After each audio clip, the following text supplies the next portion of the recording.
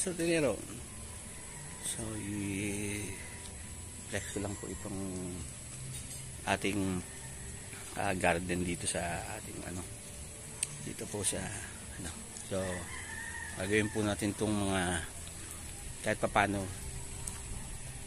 source of food. Yan, meron tayong mga gabi na mga tinanim, luyang dilaw. At the same time, yan, tayo nagpapatubo ng mga halaman na yan. Ito, yan, mga tinanim lang natin yan. Tapos nagpupunla tayo ngayon ng mga yan, rambutan, mangga. Yan, ito na ho yung mga napunla natin dati. Ito, guayabano na namumunga na. Yan. Yan, meron tayong mga papaya.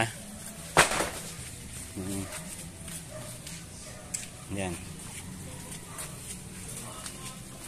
Ito po, sa ating umpisan lang ho natin habang ginagawa ho itong bahay. Yan, tatanim-tanim ho tayo. Yan, malaki na ho yung natin, no? Maliit lang ho yan dati. May nagsabi ho na itusok. Yan. Ito po yung mulberry. Yan. Yan. Medyo nagaan na rin naman siya. Yan, namumunga na. Yan ho. Yan ho ang bunga ng mulberry. So, ititrim pa. Yan, yung ating mga tanglad. No? Papatubo tayo ng mga tanglad. Yan, malunggay. So, yan, sa ating mini garden. Yan, mga talbos, sili. Yan. Ito yung mga, sa ngayon, ito ho muna yung 6 punlaan. Yan. Punlaan ho natin yan. Tapos, yan, yung mga atiso natin, mga marami na hong binigay na bunga. Yan.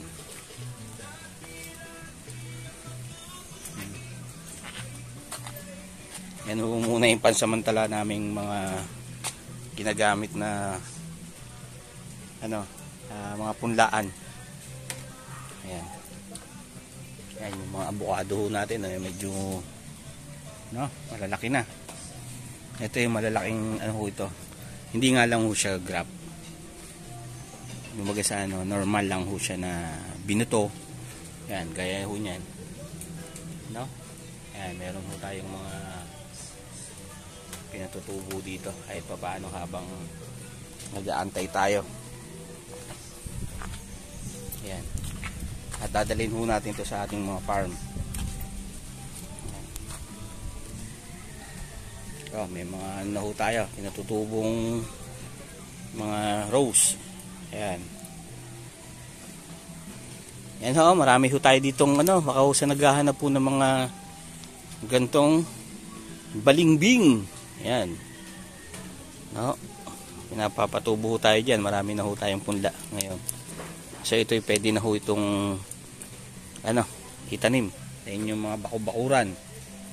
Ayan. Yan, gagaya ho niya, balimbing ho yan, Yan ang ating munting source ng may mga manok. Yan. So yun, pag may tinanim po tayo, meron po tayong aanihin. Ayan ang ating share ko lang ho ito. Kaya habang nag-aantay, may mga tumutubo. Ayan. Ito yung makopa ho natin, malaki na, konti lang ho yan, maliit lang ho yan. Ayan, meron ho tayong mga pinatutubo ngayon na guayabano, ito mga guayabano ho yan. Ito ang ating taniman ngayon dito. So pinataniman ko ho muna ng mga gabi. Ayan. So kasi natutubigan. So balak ho natin dyan, lagyan ho ng maliit na fish pan. Tapos lalagyan ho yan.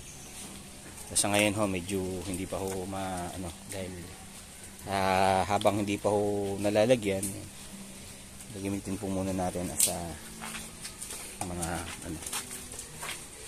Ayan. Ayan, hanggang doon. Siyensya na ho kayo, medyo pa magulo. Ayan, tapos ang ating mga ayan, ang ating project ngayon na pinatutubo natin yan dyan. No? Ayan. Tayin natin ho kung yan ho ay mga gaganda. Yan po ay sili. Ayan, sili ho yan. Ano po? Ayan, tinlansplant ko na ho sa battle. No?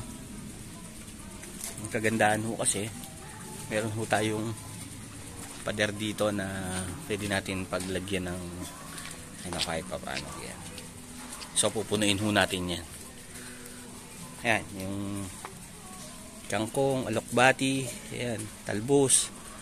Ano po, i-start pa lang ho tayo para maging ano ho ito, mini farm na maliit.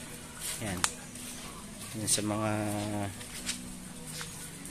kahit ho nasa lugar ho kayo ng ano, yan, makakapagtanim po kayo. Ano, yan. Diskarte lang ho. Ayan. Check ho natin yan sa susunod na vlog natin. Ano po? Ayan. Ito, itataniman ho natin ng mga yan.